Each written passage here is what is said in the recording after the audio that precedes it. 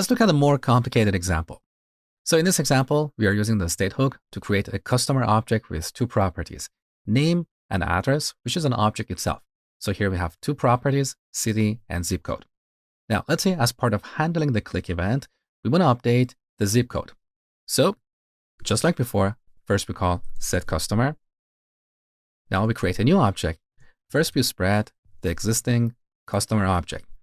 Now, one thing you need to know here is that the spread operator in JavaScript is shallow, which means when we use it to copy this customer object, it's going to return the existing address object in memory. So that means if we create two customer objects this way, both of them are going to reference the same address object in memory. This is not what we want.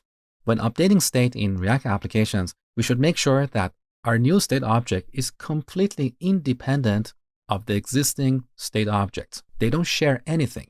So to solve this problem, here we need to set address to a new object.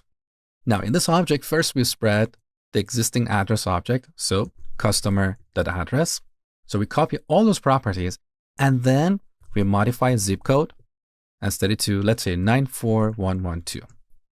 Let me save the changes. So the code is reformatted so you can see clearly. So we call set customer and pass a new object. In this object, first we copy all the properties of the customer object. So this will copy the name and the address.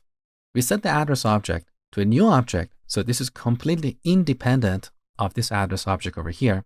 Now in this new object, first we spread customer.address. So we copy all those properties, which means city and zip code. And then we change the value of the zip code property.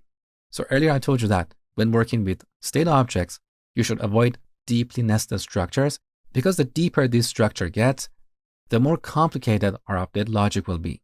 So prefer a more flat structure to a deeply nested structure.